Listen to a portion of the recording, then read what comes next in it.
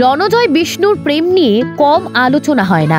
এখন তো নাম জড়িয়েছে শ্যামপ্তি মুদলির সাথে, যদিও গুঞ্জনে শিলমোহর পড়েনি। তবে জানেন কি, ছোটবেলায় রণজয়ের প্রেমটা ছিল বেশ ইন্টারেস্টিং। মাত্র 16 বছর বয়সে 28 বছরের ইতিহাস শিক্ষিকার প্রেমে পড়েছিলেন অভিনেতা। তবে কি অভিনেতা ছোট থেকেই প্রেমিক মানুষ ছিলেন?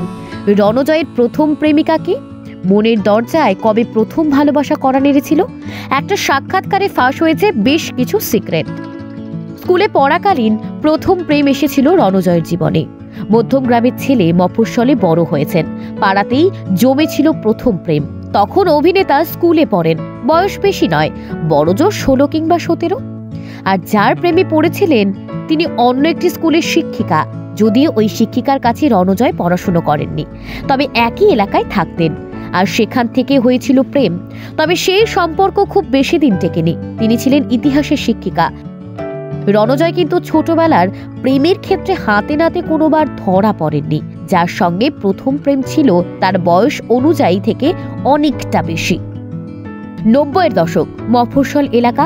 তখন কিন্তু রাস্তায় দাঁড়িয়ে প্রেম করাকে অনেক মানুষ একটু বাঁকা চোখে দেখতেন। মিটিং পয়েন্ট ছিল এমন একটা জায়গা যেখানে রাস্তার আলোটা একটু কম পড়ে, সাথে সাইকেল, হাতের ওপর হাত রেখে একটু হেঁটে যাওয়া।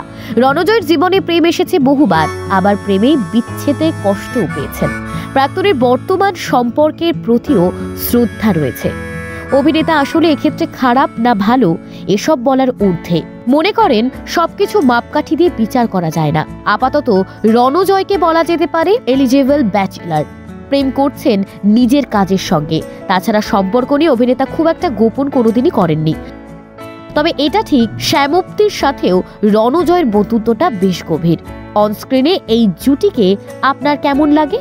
শ্যামপ্তি আর রণজয়ের জুটিকে অফস্ক্রিনেও কি দেখতে চান? উত্তরটা হ্যাঁ হলে অবশ্যই কমেন্ট করবেন।